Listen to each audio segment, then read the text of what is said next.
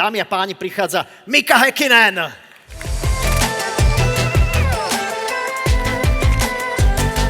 Thank you so much. Thank you. Thank you so much. Great to be here. Thank you. Such a beautiful marketplace. Yes. This is great. Yes. Thank you. Yes, thank you. Sit down if you don't mind. Let's do that. Let's do that. Let's sit down. I actually brought my telephone with me so we could I could take a picture with you at the end. Okay. Okay. My pleasure. My pleasure. Yeah. So let's get that out of the way.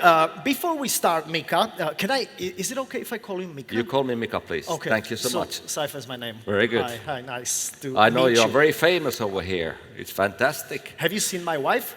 That's my wife.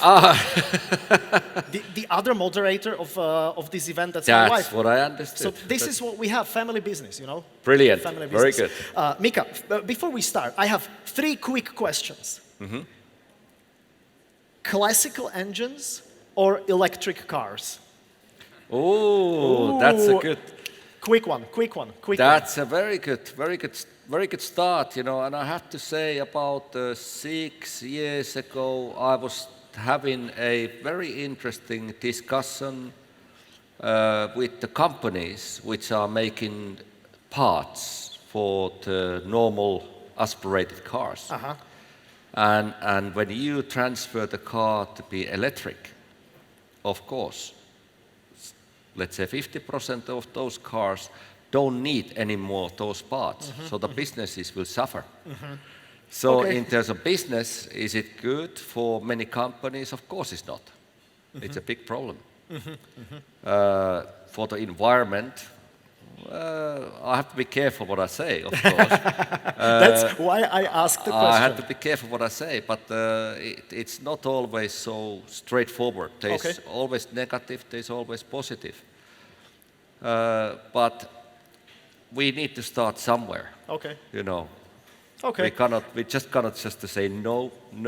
We have to make an action. We have to move forward, and during that journey, it will give answers which direction to go. Ice hockey or football? Sorry? Ice hockey or football? Well, I am aware that we have a success in your beautiful country, so I think the ice hockey. Ice hockey. Actually, you guys won 2 championships. Yeah, it's been brilliant. In Bratislava. Exactly, that's been beautiful. And the last quick question, but I gotta have a quick answer, Mika. Okay? No talking. I try to be quick. Okay. Hamilton or Verstappen? Oh my God, again, you know, how can I... quick question. Oh my God. I have to say in this case, Hamilton. Okay, it was a tough one. But you didn't ask who's going to win, luckily. We'll see. We'll see. So 3 questions answered. Let's start with one of the most famous, I would take, overturns in the history of Formula 1. In Belgium, 2000. Most of the fans of Formula 1 say that when you overtook Michaelom Schumacherom, that was the best move in the entire history of Formula racing. Explain that. Well, actually, it's a shame you don't have to film over here. I wasn't. And if you would see that film, it would tell more than 1,000 words. But it was quite an interesting maneuver, simply because the start of the race, if I remember correctly, it's a long time ago, I was in pole position of the Grand Prix, and everything looked perfect. But after, I would say, 5-6 laps, I made a mistake. So I spun off with the car, went on the gravel, and luckily, I didn't crash the car, but I was on the gravel, and I can see Michael Schumacher just going like this on the track. I said, "Oh no!" and what happened then? I got it back in the racetrack, start chasing him on the racetrack for many laps, and I had only one place to overtake him. Only one place. All the rest of the, let's say, was it 16 corners? He was quicker. But only one place I had a chance to overtake him. And I tried very hard to overtake him, but he was so very good to defend his position. And this moment was quite challenging because we were going really fast. We were going more than 300 kilometers per hour. And he was pushing me on the grass and this and that with such a high speed. So I never didn't give up. I was trying and looking what opportunity, what kind of chance I can have here. And Michael then continued, protecting his position. And I knew I have only one place, so I have to take some risks,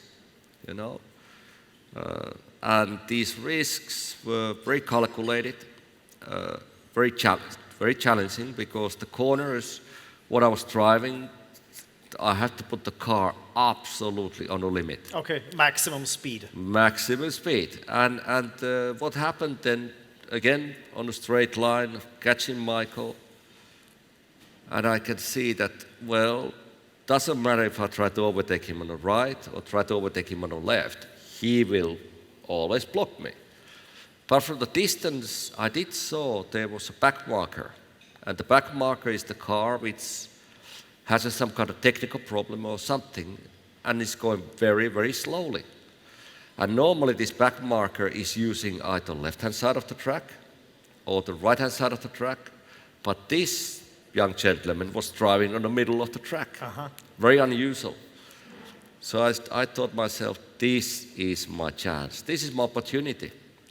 So when we were approaching together with Michael, this guy, Michael didn't have a choice. He has to either overtake on the right or on the left. So it gave me opportunity to go to other side. And this overtaking maneuver was very famous in Formula One. It was a really spectacular, and it worked. I was able to overtake him. And I was so happy to see Michael in my mirrors. He was behind there. And it was quite challenging because it's a little bit like in a business world. You have to calculate. You do mistakes. You have to plan how you operate, how you gonna do this. In my case, of course, I'm alone in a car and doing this decision. But preparation for all that weekend, all that is the team.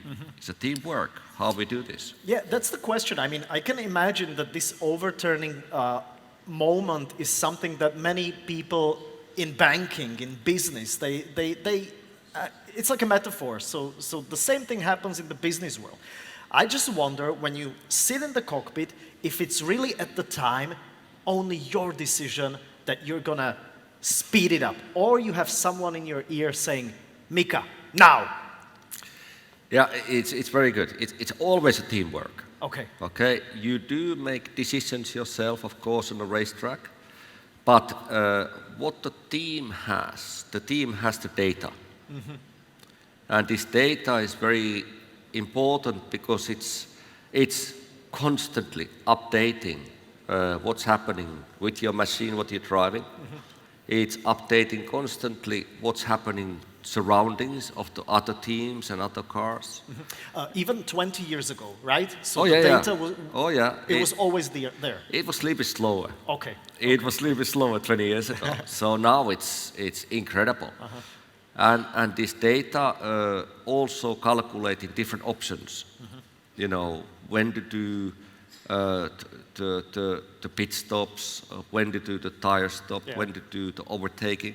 So this calculation happens 1,000 times in, I don't know, maybe a minute or something, or maybe faster. And this is the case that way it's always a teamwork. Some cases, like my overtaking, was my decision.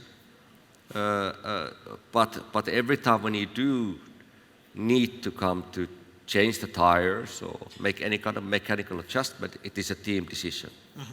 And in the business, it's a very important factor that you can study yourself as much as you want, but you need to rely on your team. Let's talk about success. Success is something that we all enjoy. You're a successful man. I'm a successful man as well, more or less. Please don't laugh. Were you successful throughout the whole of your career? Were you always successful? Well, you first of all, you have to believe yourself. So that's the key point. You know, you need to know your abilities, your talent. You have to believe in that, because you don't necessarily born with your talent. It's a confidence what is inside you, and you keep constantly developing that your talent over the years. But I did have quite a difficult years. I had when I joined the Formula 191, I had 7 years, 7 years on row, the time when I didn't win.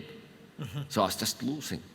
So for 7 years, that was Mika Häkkinen for 7 years, not winning a single Grand Prix. No Grand Prix victories. What went through your head? Were you like the guy sitting, I can imagine, sitting in your hotel room and saying, I mean, this is not probably my thing, I should do something else? Oh yeah, it was difficult. It was really difficult time, and it was a moments like you were thinking like, that's it, I'm gonna quit. I'm gonna stop this. So again, I'm coming back to the same word what I was using earlier, is the teamwork. You know, you need to work with the right people who can motivate you. And again, putting the facts, the data, to understand what are the causing, what are the reasons why you are not winning. And you have to prove this, of course, to team and to understand why there is no success. But psychologically, it's very demanding. It's very demanding because 7 years is a long time. If you have a business and it goes down 7 years, you start thinking maybe something is wrong. But you have to rely on data to understand what's going on. So you cannot just think about, it's my fault, it's your fault, or let's study the data, let's look at the facts, why we are not successful. And through that development, you will end the day, you will get success, but first you have to believe in yourself. But in my case, after 7 years, I was in a hotel room and sitting there and wondering, I'm never gonna win. But I look in the mirror, I said, Mika, yes, you can win. But there was something telling me that way, you know, this is crazy. I mean, 7 years, people don't believe me anymore. It's becoming very difficult. And of course, when you are in that position, media is talking about your success. Your team start wondering, asking questions, why are we paying this money? Why are we paying this money to this guy? He's not winning. So you have to find somebody to blame. So I thought, I need to do something.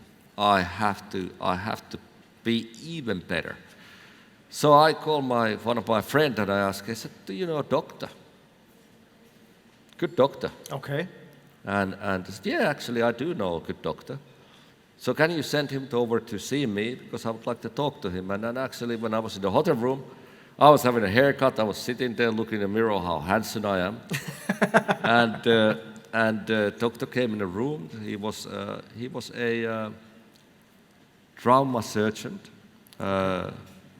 very respected, high qualified doctor. He sat down and I said, I have a problem. I don't win any races. And he looked at me like, oh, you speak to the wrong person. You know, and then I explained to him that way, when I do travel around the world, I'm worried about myself. I worry about my family, my girlfriend. And, you know, can you take care of us? Can you take care of us? Because I'm worried. And when I have to make a decision in tenths of the second, go in a corner, I don't want to think about any worries. I just want to focus on my business, my driving.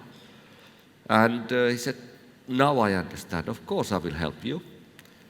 And how long time you want to work? I said, I want to work the rest of my life. And he understood that, okay, this guy is serious. And following year, I become a world champion. So it's just about clearing your head. Exactly. So 1 year later, I become a world champion. And I start working with him more. I became a second time world champion. I introduced him to Formula 1. He continued his journey, building up his company. And then finally I invested his business. And now today we are taking care of to about 80% of the Grand Prix drivers about their physical health, the mental health, building up the nutrition programs, and mega success. Okay, so this was one of my questions, obviously, but you dragged the interview in that course. That's totally fine. So, what is Mika Häkkinen doing right now? Right now, you invested in a company, or you have a company that is taking care of the mental and physical health of the Formula One drivers.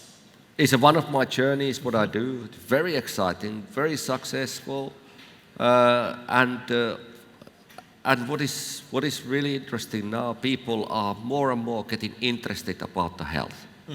COVID has caused a lot of problems to the families and businesses, and people start thinking about, we need to really take care of ourselves, you know, and the company also moving last 5-6 years been moved already to business world for the CEOs, board members, employees, in different businesses in the world, taking care of this.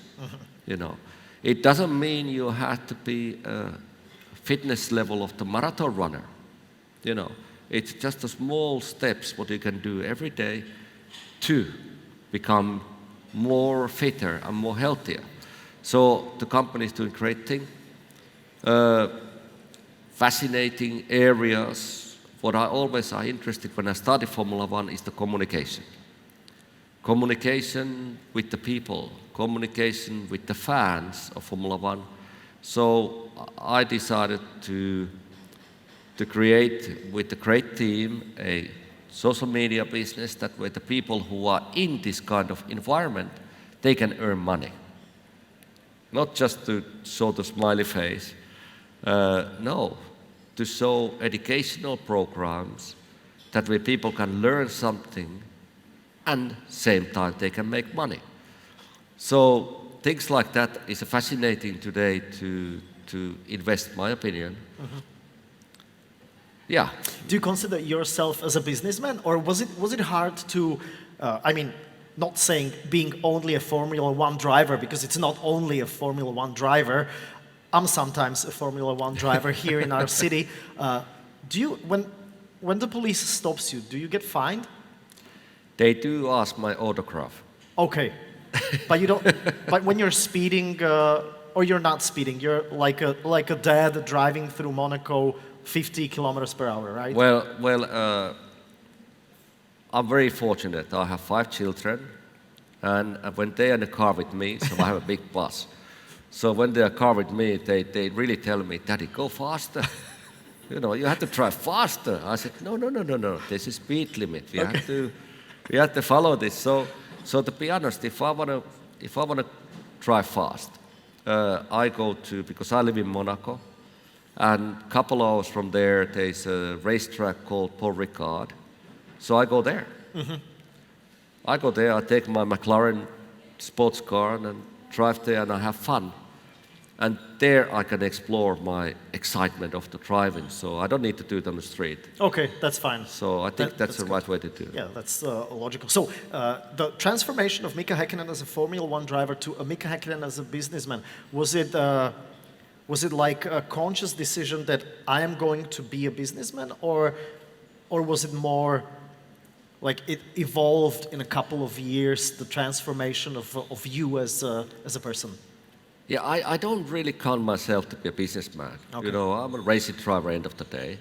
That's why this team is important, that with the team, what you have around you, has different qualities to fulfill the package and to get the success.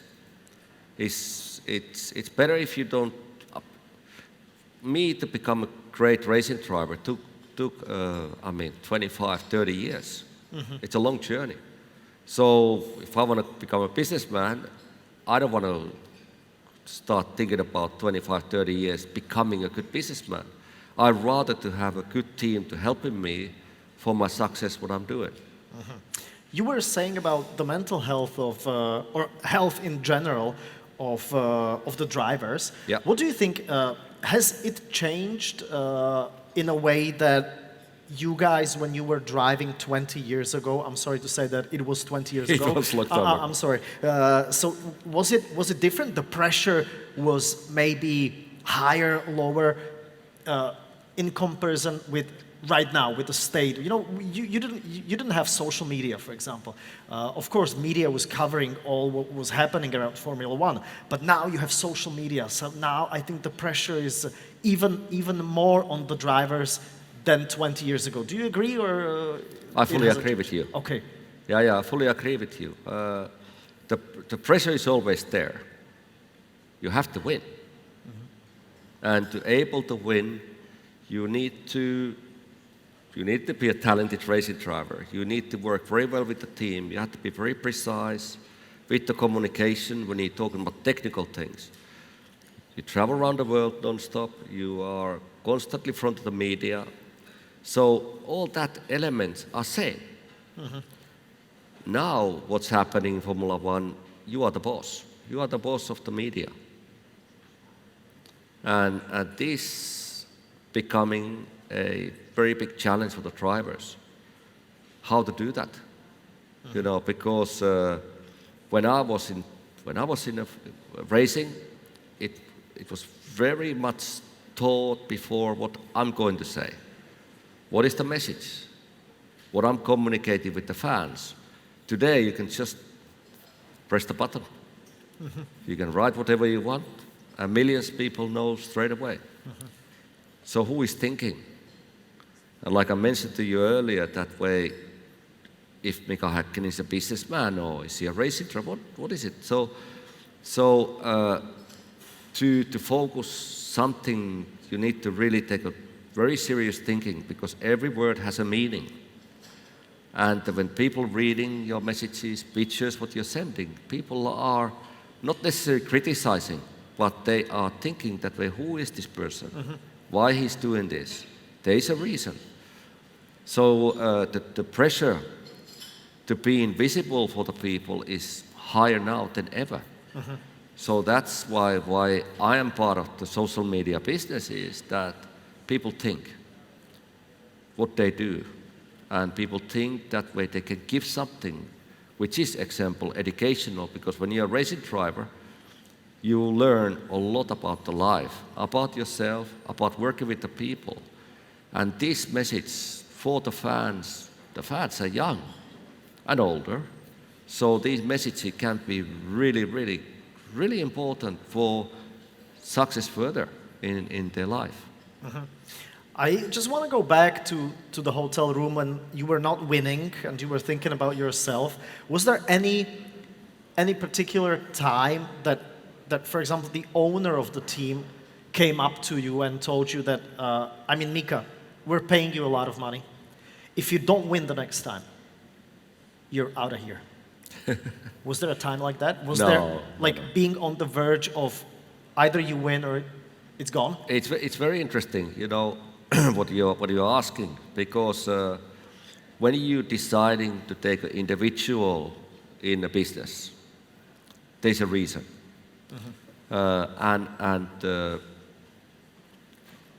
What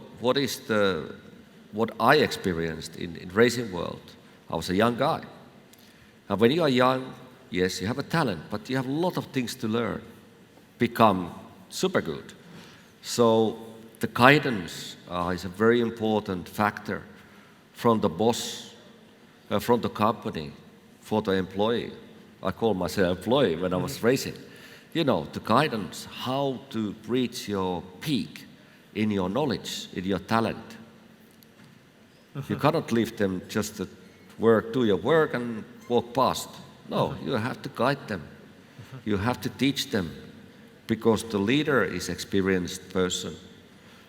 And this is a very important factor, teaching communication. And I had a situation that when I was racing, I'm doing a great job, of course, but I got a serious talk from the team one day. I said, Mika, you don't study enough data. Okay. You need to, I said, I come at the racetrack at 8 o'clock and I leave at 8 o'clock in the evening. I'm working really hard. Yes, but what about that area? And this is a very critical area. You have to work hard in that. And it's very difficult to take this kind of message because it hurts your ego a little bit. Yeah. I can imagine. It hurts your ego. I said, I'm the best. No. You have weaknesses. Okay, so what were your weaknesses? What was the weakness? What was the data that Mika Häkkinen wasn't paying attention, wasn't studying enough? What was the data? Well, the Formula One car, I think it's measuring thousands of different movements in a car constantly all the time, every second, every meter when the car is going on track. And this information comes in front of you in a computer. Mm-hmm. And all these elements can help you to be a better racing driver because every lap is different. When you are driving the lap and you do the second lap and you go 1/10 or half a tenth quicker, you cannot just sit there and think about, how did I do that? You have to look in the data and study what did you do different than the previous lap. Mm-hmm. So you have to study all those data points to find that, that's what I did. So I didn't do that enough. Mm-hmm. I was relying too much that, I'm a great driver. Yeah, you got the steering wheel. I'm fine, So that was very interesting. Uh-huh. And also what was interesting when I was racing, that when the racing driver is driving, he's relying a lot for your feelings. But the computer don't have a feeling. It tells you the fact. Uh-huh. And it's really tough. So it's good to go by the computer, right? Oh, yeah. Okay. But the challenge is not good. You don't have to challenge the computer. Just read the information, modify it in your performance, and all is fine. Can I also have a silly question? Like a childish question? I'm just wondering, but maybe it's not really a childish question. I can imagine that what is better? If you're chasing someone and he sees you in his rearview mirror, or you are being chased and you look at him in the rearview mirror. What is the better position? It's a good question. I tell you what. If you are confident with your car and driving, and somebody's behind you, no problem. Mm-hmm. But you have to fight. If you have to fight all the time with the balance of the car, with your tires, with your engine or something, then it is a nightmare. It's all the time defending. It could be really stressful. Yeah, I can imagine. I mean, having the police, in the rearview mirror, I'm always like, okay, what should I do? So I can imagine that being first is like you have to defend your position all the time. And when you're second, you're like, okay, let's invite this guy to a real race. Like you are the one pushing. You can risk more. Exactly. Uh-huh. But exactly. When you're behind the other driver, it's also the learning thing, because every driver has a different technique of driving. So same time you learn all the time. Of course you're thinking about where I can overtake this driver. Why he's quicker in there? What I can do different? Can I take this line? Shall I brake late? Shall I brake earlier? Mm-hmm. Shall I go on the throttle earlier? There's many different things what you can do. But the learning factor, it's the most important. And I'm very lucky because I had a teammate, Ayrton Senna. I had a teammate for a little while, Alain Prost. I had a Nigel Mansell. I had a David Coulthard, Martin Brundle, Johnny Herbert. I mean, the list is long. But I had great drivers next to me, and I had a chance to study how they work, how they communicate with people. When you follow them on the track, to see, why they take that line? So it's a constant development. It's never ending, and it's fascinating. It's really just fascinating. Like, in business, when you're... Exactly. You can be the best in the world, but there's always someone second, like wanting to take the advantage and be the first one. Absolutely. And I'll have another question concerning this, and then we'll get to the questions, because we have a lot of Slido questions. Thank you so much. The last question, what about being an underdog? You were not winning 7 years, and maybe people were like, he's not gonna win, and then you proved yourself that you could do it. So you were like an underdog. that means that nobody really maybe pays attention. Like, you cannot win. I mean, it's been a long time, you cannot win. And then suddenly, that's a good position, right? When nobody expects you to win, and then you hit the nail. Yeah, but those 7 years, it was, you need to have a goal. My goal was to be a world champion. And 7 years when you're losing, during that time you do incredible things in your life. And we were doing a lot of commercials in Japan. And team sent me 4 days before the Grand Prix to, let's say, in Buenos Aires, Argentina, before the Grand Prix. And you had to sell watches. I said, what are you talking about? I'm a racing driver, I'm not going to sell watches. Well, our partner is a watchmaker. At that time it was a Tag Heuer. And they have a new brand, what you have to present to media and you have to talk about it, the technical part of it. I said, I don't believe it, you know. I'm not winning races and now I'm selling watches. So, and now when I look back, my time of those things, they were fantastic. Everything had a meaning where I am today. And when you're a young person, you have to trust, again I'm repeating, trust your team. You know, you just cannot ignore it. Oh, no, I'm not going to do that. I'm a great racing driver. If you do that, you're never going to win. You have to move on. You have to trust your team and develop yourself, because everything what you do is you're learning. And the life is all about learning. Yeah, and you have to put your ego aside sometimes. Yeah, exactly. Yeah, that's the most exactly. important. And we men have a particular problem with that. I can imagine. So, Mika, thanks for the interview, but we're not finished yet. We still got time. But we have many questions. So if you don't mind, we'll get to the questions because they might get some insight as well. How has the famous Finnish Sisu influenced your driving and personal career? Did I say, is it Sisu? Yeah, Sisu. Sisu, It is a courage. It is a courage. Oh, that's in Finnish. That's Finnish language. Oh, kiitos. That's thank you. That's thank you. Yeah, I mean those. You need to have a courage. Okay. Absolutely, you need to have a courage. But when I was 6 years old and the very first time jumping a go-kart, my parents were there and I jumped in this little go-kart and my father said, there's a racetrack and have fun.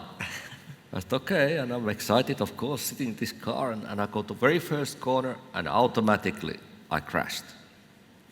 I turned in a corner too early and I went upside down. I stayed in the car, under the car, and I can see my parents running really fast, of course, because they thought I'm finished.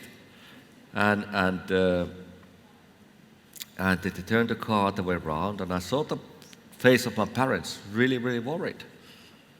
And I thought, you know, young boy, and I was thinking, yeah, something went wrong. And my father said to me, he said, you know, when you go to this corner, there is this curb, you know. Don't touch it. Leave the little cap. Ah, okay. And I learned straight away about this kind of sisu, courage, to be brave. That way, think what you do. So when you are going a corner, think first, don't think after. Yeah, I have to tell my wife about the curbs, yeah, and the wheels. Yeah, but that's important. I mean, because that could be an experience. That was a great story. That was a great story. I agree. Because that kind of experience maybe could put you off and never to go behind the steering wheel again, right? Also, exactly. Yeah, I can imagine, like you're 6 years old, you turned in a car, it starts burning. It's, oh my God. Oh my God, luckily that wasn't the thing. What was your relationship with David Coulthard, being in one team and you guys had to compete? It was very interesting. He was, of course, a young driver like I was that time, but I stabilized myself already with the team If I remember, David joined the team year 96, and I joined the McLaren team 93. So I knew the team members. I think that time McLaren had maybe 500 people working. So I knew each of them. And so again, I felt very strong in the team, and then comes this young guy over there and said, I'm the number one. So there's a problem. And the relationship didn't start very well. Again, the management have to take involved about this partnership to explain that way, when you work together, you make a success for the team and for yourself. You need to develop the car, you have to develop your relation and understand this is a big business. This is not just, again, this is not just you. And it was a hard work from the management to make this program to happen. And we had incident. We crashed a couple of times, and it was not very nice. Later on, then I think I relaxed because I won the world champion. He did not. So I relaxed, of course. But now, today, we are great friends, and we had amazing memories together because to get all that success was really, really hard work. And I wouldn't get that success without him. It was a teamwork. And David did a great success. I think he won a Monaco Grand Prix at least 2 times. He's a great racing driver. And he was actually opening a tunnel here in Bratislava a couple of years fantastic. ago. Yeah, fantastic. It's a great tunnel. I love the tunnel. Mika, do you watch the Netflix series Formula 1? If yes, how far is the series story from the reality? Have you seen it? I actually have seen it, and fantastic to see the Michaels family talking, how they see their father, how they saw the motor racing world. I think it was a beautiful story there, and absolutely real. Absolutely real. And Michael was a very tough racing driver. Yeah, there's a nice question actually, Mika. What was the key factor for maintaining such a great level of mutual respect with Michael Schumacher, even during your fights for the titles? I can remember that as a smaller kid. It's a hard work. That's an important factor, and you have to rely on number of people for your success, and that's what matters. It's that kind of the racing world is about the trust. You have to trust, but the people who are employing too young, when I was a young person, they need to have a vision. They need to see this person have something, that way we can bring great success for the team. And this trust is such an important factor. If you don't have that, there's no long term. And Michael particular, he was a really hard working guy. He really committed himself to Formula 1. Is it safety? Working with Ross Brawn, which was a great designer, Sean Dodd, fantastic team manager. So there was a lot of elements what he put together with the Ferrari team. And I did the same with the McLaren, and it was a good work. Okay. Would you ever consider buying a Ferrari? I actually bought one many years ago. Oh my God. Does the management know that you own a Ferrari? Well, I sold it after a few days. Oh, yeah, Ferrari. I actually sold mine as well. The McLaren is much better. Of course. Yes. Okay. Does having children make F1 drivers go slower in races? Like you have 5 children, right? Yeah, I have 5 children, Okay. but I don't think so. Okay. It didn't make me any slower. I don't think so. Okay. But I think it could be very personal. It didn't make me slower, but it's maybe very personal. Some people maybe it affects differently. Okay, that's a nice question. Hey, Mika, what do you say to your children? What is the most important skill to be successful in the race called life? Kiitos. Oh my God! Yeah. Yeah, I know There's a lot of words, lot of discussion. I think one of the important factor what I do with the kids is to listen to them. You know, I think talking is less important. I think to listen to them what they say to you is important because they have something to say. And I think that's one of the important part. Let them talk. Okay. Okay. Sometimes you can listen, sometimes you don't have to. Yeah, absolutely. Yeah, I can imagine. Would you consider, like, for any of your kids being a Formula One driver?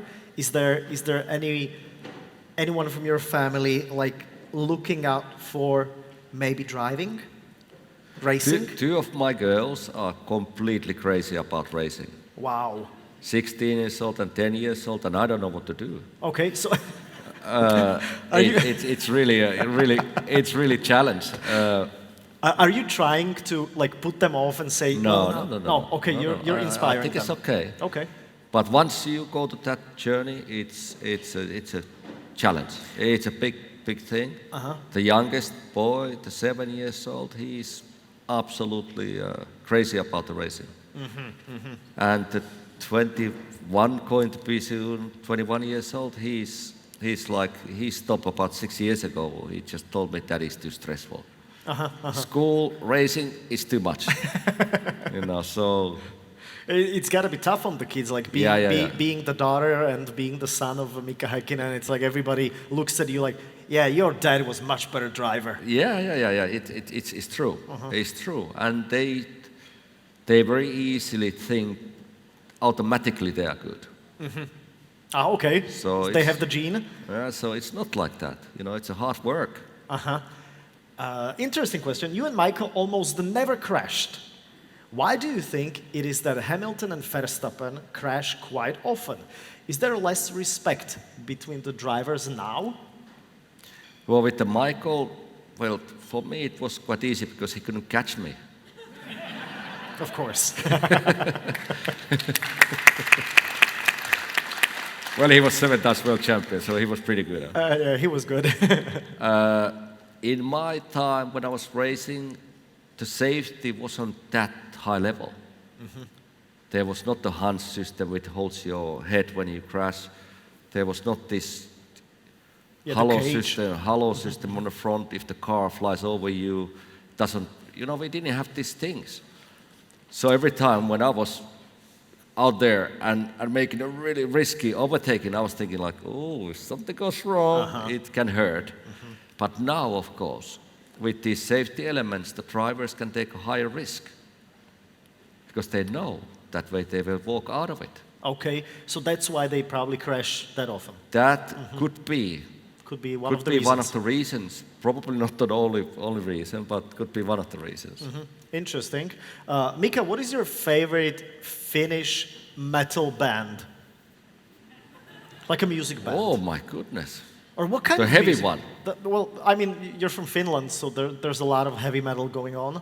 There is a lot of heavy metal bands going on, but it's a really Finland has a great music world. You know, there are a lot of great bands, but you must sometimes heard when Finnish people are speaking.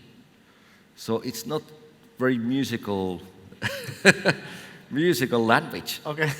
So it doesn't help. But the lyrics, the melodies, what Finnish people doing music, I think they're doing a great job. And there's a huge number of rising stars in the music world, what they do in Finland. Okay.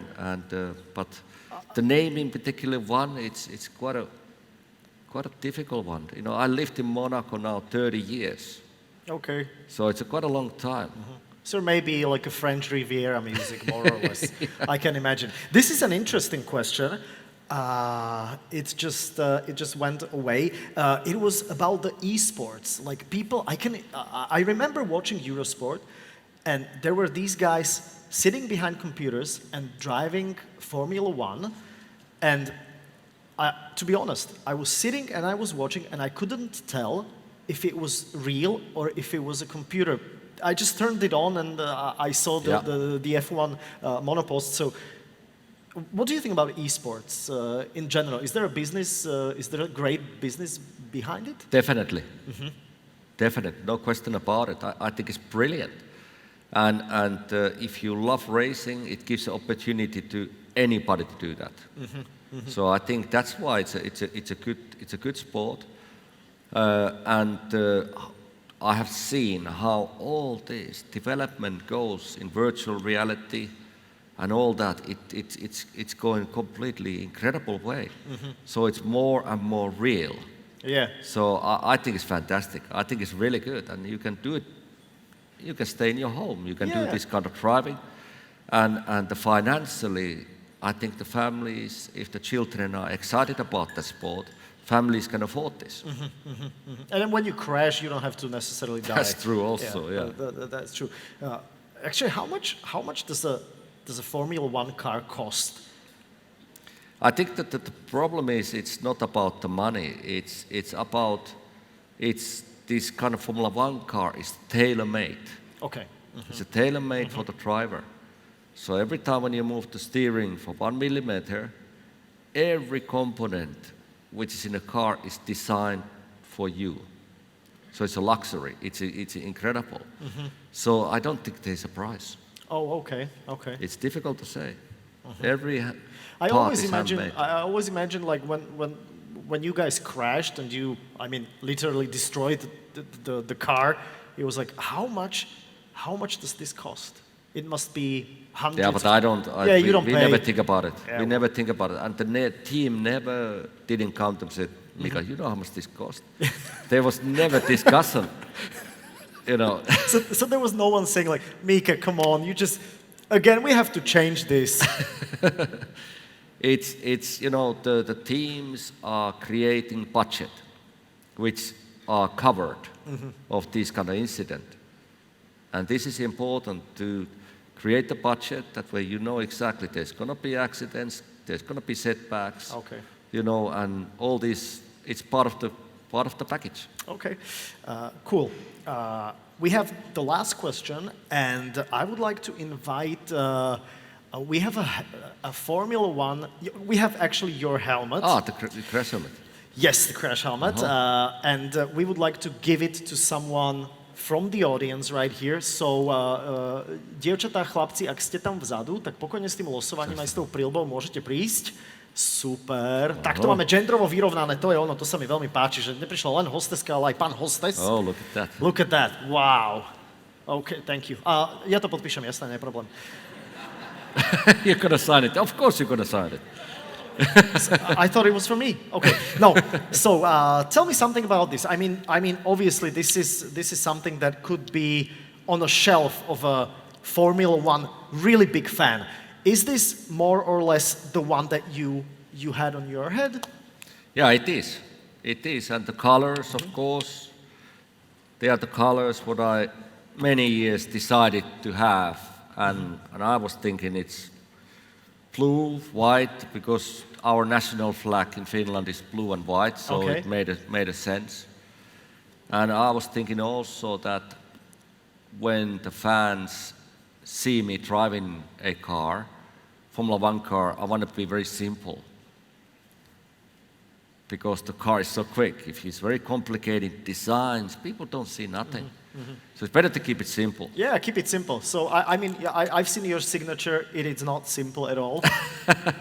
It's like Shall I put it here? Yeah.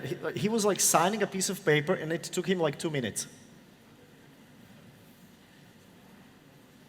This is not your real name.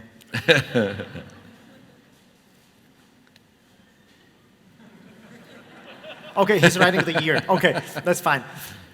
Wonderful. So, the second thing, Mika, please, I'll hold this if you don't mind. Don't look and put your hand Okay. right here and pick one name, okay? Just right. swirl around a Yes, bit. Yes. Who is going to be? Yes, who is going to go with the helmet? And you read the name. Okay, the first name is Adam. Oh, very good. Your Slovak is excellent. And the surname? Oh my God. No, it's kind of complicated because Ilčišák. Ilčišák, alebo... Yes, we got the gentleman over there, Adam.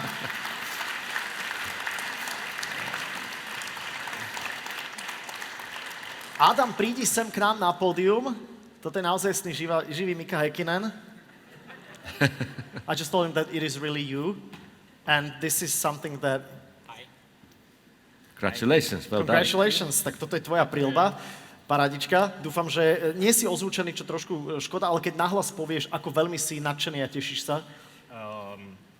Ďakujem, teším sa. Nie som ani fanúšik F1 popravde, ale prehodnotím svoje hobby. Tak, to je ono, perfektné. Oh. He just said he's a great Formula 1 fan. Brilliant. So, excellent. Thank you so much, Adam. Yes, man. Okay. Okay. So what do we do next? First of all, I want to thank everybody. It was really cool to come here. It's every time pleasure to come to your beautiful country. Thank you. You know, people are taking care of me and very polite indeed. A great food. And it's good to be here. Thank you. Mika, thank you so much. It was a pleasure talking to you. I enjoyed it very much. Dámy a páni, aj vy tu v Starej tržnici, ale samozrejme aj na všetkých tých streamoch. Thank you. Ďakujeme veľmi Thank you pekne. so much.